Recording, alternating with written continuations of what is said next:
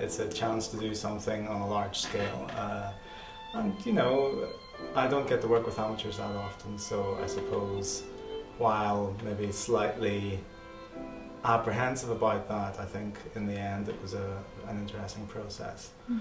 So the distinctly Irish sound was something. I took the view that being an Irish composer, whatever I write, especially for amateurs, when you're relying on, you know, particularly tonal material, I felt that would possibly have a distinctly Irish sound anyway. I mean, who's to say, to be honest? It's very hard to, I mean, you talk about the English choral tradition perhaps, you know, so I'm not sure how distinct you can make the English and the Irish choral traditions, but anyway, I felt with the nature of the texts, I mean, a lot of them are Irish, I've said, and there being Irish singers, and me being an Irish composer, I thought you might get something Irish at the end of it, you know, but yeah, it'd be very hard to define, I think. I met them all initially. I went down to hear them in the last season as they were, you know, just having one of their rehearsals. And that was interesting and educational, obviously, for me, because it gave me a good gauge of where each of the choirs were, and they're all good choirs, actually. And then I met the Sean singers, and they sang individually for me, because that's the way they normally perform. They don't sing en masse, they just a group of individual singers. And that was the biggest challenge, actually, writing for them, because, you know, I've written a lot of choir music, but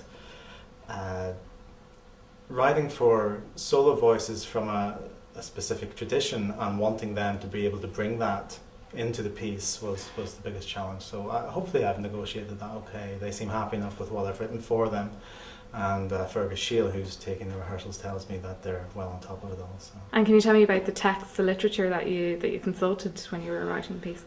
Well, yes, I wanted to obviously put in a good proposal initially, and in order to do that, I think you need a good idea, essentially. And because it was a public art project with funding coming partly from, I think they're dredging or doing something to Rosslare Harbour anyway.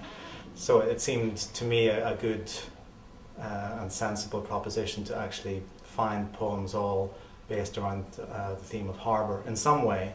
So there are a couple of really obvious poems just about harbours themselves, and then some are a bit more metaphysical.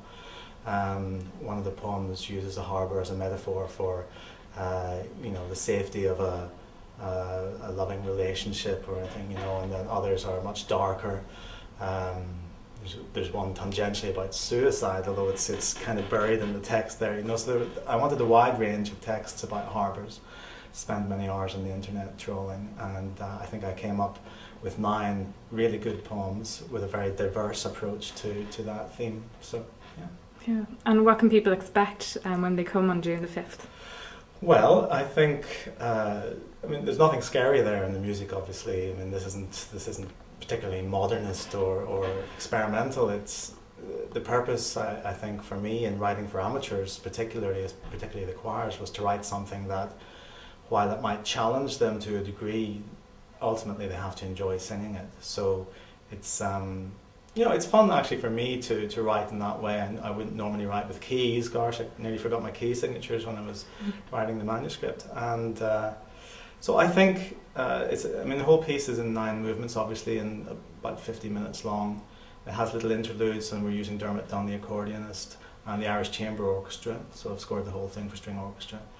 And hopefully it'll be an enjoyable piece. It has a kind of broad emotional spectrum to it. A slightly sentimental poem at the end, but still I think there's quite a strong ending to it. And you know, I'd like to think people will enjoy it.